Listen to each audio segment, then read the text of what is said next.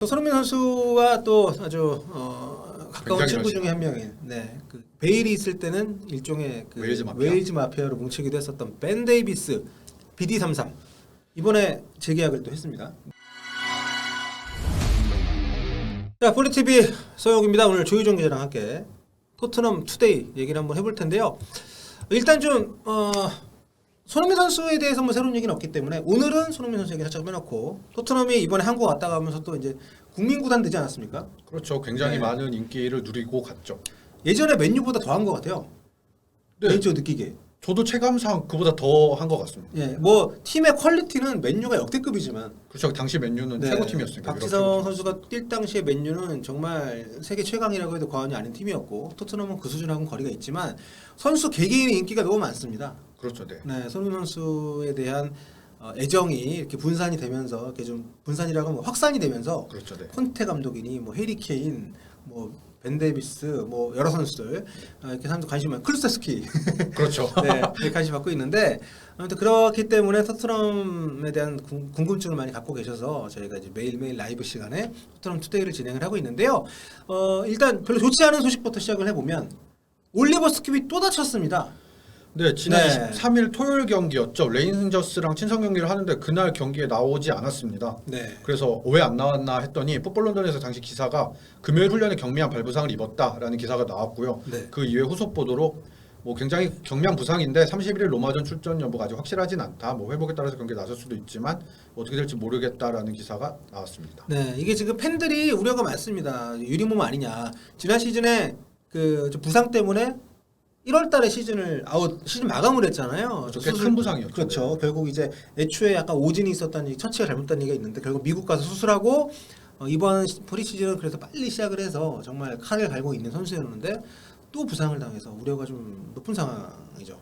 네, 그 큰 부상의 임팩트가 좀 강해서 그런 우려가 생긴 것 같은데요. 현지에서도 그런 반응이 많이 있었던 것 같더라고요. 네. 그 한국에도 왔었던 골드 기자, 풋볼런던의 골드 기자가 자신의 트위터에 그건 좀 과민 반응이다. 유리몸까지는 아니고 2번 부상을 입었던 게 전부 다 내 기억에는 그중 이번 부상은 굉장히 경미한 부상이다. 네. 라고 답변을 했습니다. 맞습니다. 과거 토트넘의 우드게이트, 그렇죠. 나무몸. 네. 뭐 레들리킹 이런 선수. 네, 그 레드리킹이 진짜 부상만 자주 안 당했다면 월클이 됐을 거라는 얘기가 있을 만큼. 근데 결국엔 부상을 안 당하는 것도 그 선수의 커리어에 굉장히 중요하기 때문에 많은 분들이 걱정을 하고 계신데 일단 그때와 같은 부위 부상은 아니라고 하니까. 그렇죠. 그리고 이번엔 뭐, 발부상이니까. 네. 본인이 굉장히 더 주급할 것 같아요. 왜냐하면 지난 시즌 중반에 이제 벤탄쿠르가 와서 굉장히 주전 경쟁이 치열해졌는데 본인이 뭐 전혀 상대할 수 없는 상황이었고 네. 이번에 또 비수마가 또 왔고. 그렇죠. 그리고 이번 경기에 나왔죠. 그렇죠. 코로나19 네. 털고.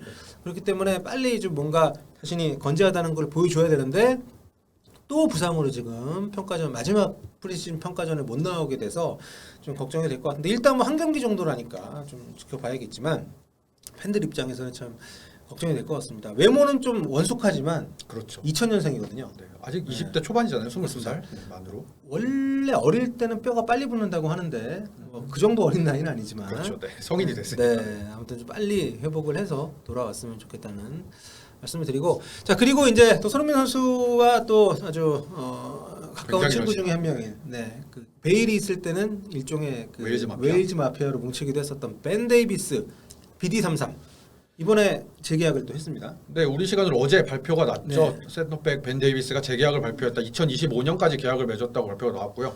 기존 계약이 2024년까지였거든요. 네. 뭐 1년 연장을 했습니다. 이게 어떻게 본다면은 이적 절대 안 시킨다는 그런 공인이기도 하거니와 그렇죠. 네, 또 지난 1년 동안 상당히 좋은 활약을 해왔던 것에 대한 어떤 보답?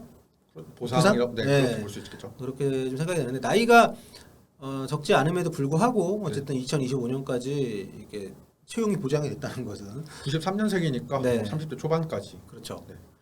의미 있는 것 같고 근데 이 벤 데이비스를 보면 정말 모든 선수들의 감독 운이 있습니다. 그렇죠. 어떤 시기에 어떤 감독을 만나느냐가 커리어에 굉장히 중요한데 대표적인 사례 그렇죠. 굉장히 네. 운을 잘 타고났죠. 그렇습니다. 그러니까 실력이 기본적으로 있지만 그 전에 포체티노 감독 시절에도 약간 왔다 갔다 했고 그리고 모리뉴 감독 때도 레길론한테까지 밀렸단 말이에요. 그렇죠. 네. 근데 3백을 쓰는 콘테 감독이 와서 쓰리백 왼쪽 자리로 갑자기 중용이 되더니 지난 시즌 뭐 거의 주전으로 뛰었고, 그렇죠. 네, 그러면서 지금 완전히 레글론이 오히려 지금 팔려가야 되는 네. 아예 전력으로 분류가 되는 그런 지금 왔으니까 거기다가 재계약까지 했기 때문에 사진을 보면 굉장히 엄청 행복해 보입니다. 네, 그래 표정이 좋더라고요. 네. 이번에 그 쿠팡 플레이에서 주 기자가 해냈다 이런 주현영 네, 기자가 네, 맞습니다. 그 토트넘 선수들 만나는 그 영상을 보면 거기에서도 나와서 굉장히 아주 뭐랄까요 호감형으로 많이 네. 했던, 물론 클루스스키가 하드킬 했지만 그렇죠. 그놈의 케인. 굉장히 이렇게 했었는데 이렇게 또 재계약을 하면서 뭔가 좀 고용 안정성을 확보한 벤 데이비스가 되겠고요. 지금 뭐 남아 있는 선수도 그렇고, 근데 지금 처분하는 선수 잘 안 돼 있는 상황이고, 새로 영입하는 선수도 지금 추가적으로 있을 것 같은데 제임스 매디슨 얘기는 일단 좀 들어간 것 같고, 네, 그렇죠. 차니올로 얘기는 계속 나오네요. 네, 토트넘은 초반에 열심히 달렸죠. 네. 영입을 막 하다가 이제 잠시 한국 투어 기점으로 조금 잠잠해졌는데 그래도 네. 이제 요즘 계속 나오고 있는 선수는 차니올로입니다. 네. 로마의 공격형 미드필더인데 25일 어제 이탈리아 투토스포르트 보도에 따르면 이제 유벤투스랑 경쟁 중이다라는 보도가 나왔고요. 보도가 계속 나오는 걸 보니까 토트넘이 공격형 미드필더 그리고 이제 오른쪽 윙어를 커버할 수 있는 선수 이 자리를 찾고 있는 것 같아요. 메디슨도 비슷한 선수였고 차니올로도 그렇고. 네. 오른쪽이라고 하면 히살리송 사놓고 보니 후회하는 건가? 히샬리송 왼쪽에서도 이제 잘 할 수 있는 선수니까. 그렇죠. 그렇게 얘기가 좀 되고 있는 상황인데, 또 공교롭게도 AS 로마 무버지 대 콘버지 더비가 또 이제 이번 주 말에 있지 않습니까? 그렇죠. 네. 그때 차니올로의 팀이니까 로마가, 직접 보고 결정할 수 있겠네요. 그래서 좀 뭔가 얘기를 그 자리에서 파라티치 단장이 일단 접촉을 했다는 보도가 많이 났었던 상황이기도 하기 때문에 얘기가 또 있을 것 같은데, 온다면 뭐 좋긴 하겠지만 차니올로도 부상이 좀 있는 선수이긴 한데, 큰 부상을 많이 당해서 한풀 꺾였다 하는 평가가 있죠. 네, 그리고 이적료도 싸진 않아서, 네, 5천만 유로 정도, 네. 670억. 네, 그래서 어떻게 될지 모르겠습니다만 아무튼 유벤투스 쪽에서도 적극성을 좀 보이고 있는 상황이긴 한가요? 유벤투스가 이야기가 많이 네. 나왔는데 근데 아직까지 영입을 하기 전에 좀 정리해야 되는 선수들이 있어가지고 네, 막 적극적이진 않은 상황인 것 같습니다. 뭐 아르투르라든지 램지라든지 이런 선수들 정리해야 되는데 램지. 네. 선수를 정리해야 영입을 하니까 그냥 아예 선수를 포함해서 막 이적 제한을 하기도 하는데 로마가 돈을 원하고 있는 상황이라서 확실치는 않은 상황입니다. 그렇습니다. 원래대로라면 그 자리에서 충분히 경쟁력이 있는 로셀소 같은 경우도 지금 처분을 아예 그냥 전력 외로 내놨기 때문에, 로셀소도 또 이적설은 나오고 있죠. 좋은 선수기 때문에. 그렇죠. 네, 네. 비슷한 포지션이죠. 차니올로랑 뭐 왼발잡이기도 하고 로마노 기자의 보도가 이번에 트위터가 이번에 네. 올라왔죠. 네. 비아레알이 토트넘과 로세토 영입을 협상 중이다. 특히 에메리 감독이 원하고 있다라고 얘기가 나왔고요. 네. 비아레알이면은 작년에 로셀소가 임대 갔던 구단이잖아요. 네. 지난 시즌 하반기 임대를 갔는데 굉장히 중용받았어요. 네. 그리고 라리가 16경기 뛰었고 토너먼트 비아레알이 지난 시즌에 준결승까지 갔잖아요. 네. 챔피언스리그. 근데 거기까지 다 뛰었고 그러니까 다시 영입을 추진하고 있는 것으로 보입니다. 네. 좋은 선수인데 토트넘에서 임팩트가 좀 약했고, 네, 그렇죠. 네, 일단 콘테 감독이 내놨기 때문에 아마 곧 나갈 것 같아요. 좋은 선수기 때문에. 네, 뭐 사실은 피오렌티나 설도 그런 있긴 한데 뭐 나갈 것 같고, 지금 은돈벨레가 안 팔려서 차라리 그 선수가 가장 먼저 사실 나갔으면 하는 선수일 텐데 못 팔지 않을까요? 주급이나 이런 게 어마어마하니까. 네, 은돈벨레 개미 지옥에 빠져 있는 토트넘인데 주급도 비싸고 또 사원 이적료를 사실상 반까지 하기도 어려운 그렇죠. 상황이라서. 사실 좋은 기억이 있는 친정팀에 임대를 보냈는데도 네. 결과가 안 네, 나왔으니까. 그렇습니다. 자, 그리고 조 로든 같은 경우에도 지금 뭐 임대 얘기가 있네요. 네, 뭐 파라티치 단장이 계속 이제 이탈리아 쪽과 접촉을 많이 하고 네. 있는데 삼프도리아 쪽 소식을 주로 다루는 채널에서 이제 로든의 네. 삼프도리아 임대 이적 가능성이 보도가 됐습니다. 뭐 단장이랑은 이미 대화를 나눴고 완전 이적이 없는 옵션을 추진 중이다라는 보도가 나왔습니다. 네, 로든도 좋은 선수지만 사실 토트넘이 너무 기회가 안 주어져가지고 그렇죠. 네. 자리가 좀 애매하죠. 본인도 지금 임대를 생각을 하지 않을까 이런 생각이 좀 들고, 게다가 랑글레까지 왔기 때문에.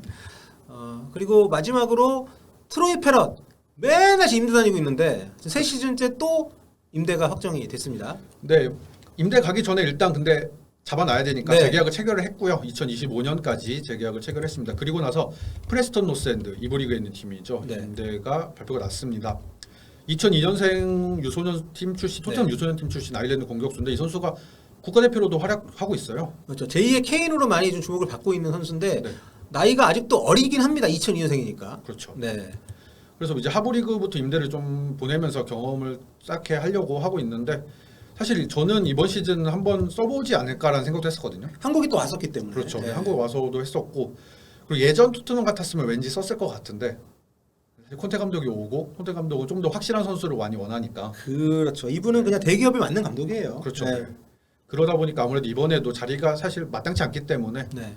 이부 리그로 임대를 가기도 했습니다. 그래서 프레스턴 노스엔드면은 데이비드 베컴이 어릴 때 임대를 그렇죠. 갔었던 팀으로 꽤 네. 좀 전통적인 명문이라고 할 수 있을까요? 그렇죠. 뭐 과거에 이름값이 있었던 구단이죠. 네. 근데 아무튼 여기서 뭐 근데 2부 리그니까 네. 3부도 아니고 지난 시즌에는 3부에서 네. 했었는데 이번 시즌에 잘하면 얼마든지 콜업이 될 수 있는 선수이기 때문에 아무튼 건강하게 잘 갔다 오기를 바라는 마음. 뭔가 토트넘 선수들은 괜히 정이 가서 자주 보기도 하고 네. 사실 네. 네, 그래서 좀 마음이 좀 가는데 이번에 이렇게 좀 떠나게 됐다는 소식 좀 전해 드렸습니다. 자, 오늘 토트넘 투데이는 여기까지입니다. 여기까지.